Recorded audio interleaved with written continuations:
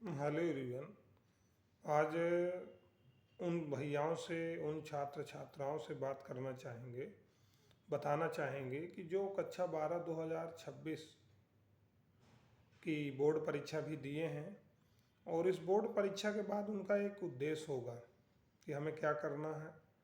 किसी यूनिवर्सिटी में जाके ग्रेजुएशन करना है, या हमें नीट की तैयारी करना है, या आईआईटी की तैयारी करना है, या अन्य अन्य तमाम ऐसे विद्यार्थियों के अलग उद्देश्य होंगे।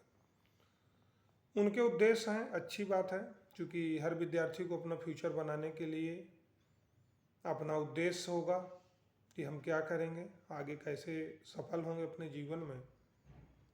तो हम उनको बताना चाहेंगे कि देखिए, इंटर के बाद बहुत सारी बातें दिमाग में आती हैं कि हम ये कर ले जाएंगे, वो कर ले जाएंगे, ऐसा कर लेंगे, वैसा कर लेंगे। एक्चुअली में बातें तो बहुत आती हैं, लेकिन बहुत सी बातों आने के बाद उनमें कामयाबी मिलेगी कि नहीं मिलेगी, ये तो जब वो कार्य को किया जाएगा तब पता चलेगा। कार्य, किसी भी कार्य को आप करेंगे बड़ी मेहनत के साथ, बड़ी बड़ी लगन के साथ और एकाग्रचित होकर करना पड़ता, तब जाके कहीं सफलता मिलती है। इसके बाद सफलता मिलेगी कि नहीं, इसकी भी कोई गारंटी नहीं रहती है। मेहनत तो हर व्यक्ति करता है, हर विद्यार्थी करता है, और हर कोई चाहता है कि इंटर करने के बाद मैं अपनी उस ऊंचाइयों तक पहुंचूं जो उसका उद्देश्य रहता है। अच्छी बात है, पहुंचना चाहिए, मेहनत करना चाहिए। लेकिन सभी छात्र छात्राएं एक बात जरूर ध्यान दें कि जो भी अपना लक्ष्य बनाए हैं उस लक्ष्य को अंतिम तक ले जाएं।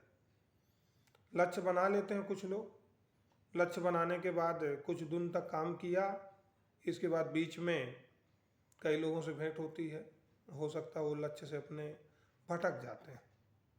तो भटकना नहीं है। यदि हमने कोई एक लक्ष्य तय किया है, मान लीजिए कि कोई विद्यार्थी तय किया है कि मुझे नीट की तैयारी करना है, तो नीट की तैयारी वो लग करके अच्छी मेहनत के साथ करना पड़ेगा, जिसके लिए 2 साल 3 साल 4 साल समय भी लग जाता है, तब नीट में कहीं फ्रेश में क्वालिफाइड हो पाता है।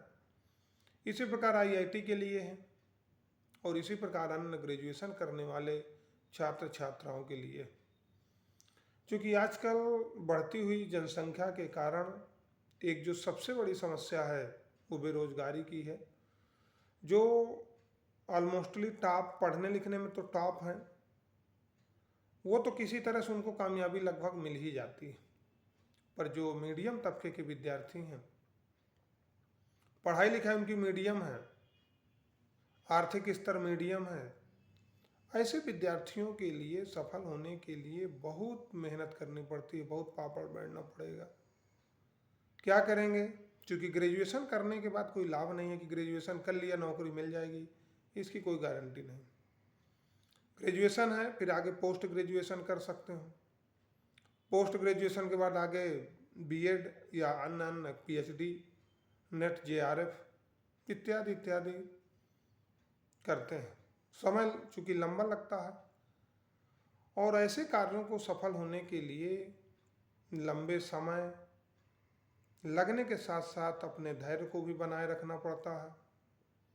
और धैर्य के साथ साथ जो हमें कामयाबी मिलती है, कुछ हमारी भाग्य भी होती है, क्योंकि भाग्य कर्म से बनता है। यदि हम कर्म करेंगे तो भाग्य बनेगा। लेकिन कई बार ऐसी स्थिति परिस्थितियाँ होती हैं कि कर्म अच्छा करने के बाद कुछ परमात्मा का दिया हुआ आशीर्वाद स्वरूप ऐसा रहता है कि हम कहीं 1 नंबर से, कहीं 2 नंबर से, कहीं 3 नंबर से सफल होने के लिए रुक जाते हैं। इसी स्थिति में हमको घबराने की कोई ज़रूरत नहीं है। हम अपने कार्य को निरंतर करते रहें। क्योंकि मैं एक उदाहरण तौर पर दे रहा हूँ कि मैं इंटर के बाद विगत लगभग 7 से 10 सालों तक लगातार संघर्ष किया, साइंस के क्षेत्र में कामयाबी हासिल हुई। आज मैं इंटर की केमिस्ट्री बायोलॉजी दोनों के लिए मार्गदर्शन विद्यार्थियों का कर रहा हूँ। हाई स्कूल साइंस के लिए केमिस्ट्री बायोलॉजी के लिए मार्गदर्शन कर रहा हूँ। इसके साथ साथ मैं पेशे से मेडिकल लाइन का भी काम कर रहा हूँ, क्योंकि मेडिकल लाइन में भी मैं कुछ कार्य की रुचि थी।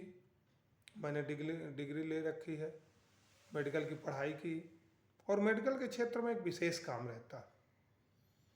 जैसे मेडिकल के क्षेत्र में मेरा एक विशेष काम ब्लड जांच करना, सेल को देखना, सेल के कंपोनेंट्स को देखना, इत्यादि इत्यादि काम रहते हैं।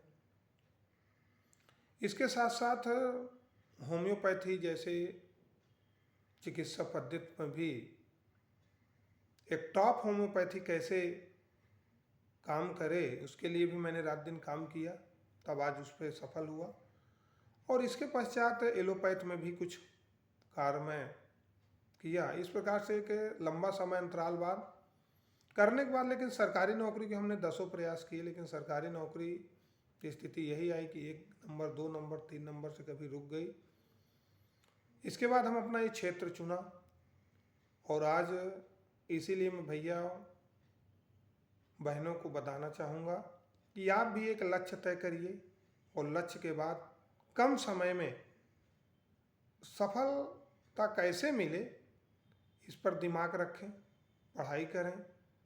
और इंटर कर चुके सभी विद्यार्थियों को मैं बहुत बहुत शुभकामनाएं, बधाइयाँ देता हूँ, और अपनी आगे की तैयारी जारी रखें, जिससे वो अपने कार्य में सफल हो सकें। धन्यवाद।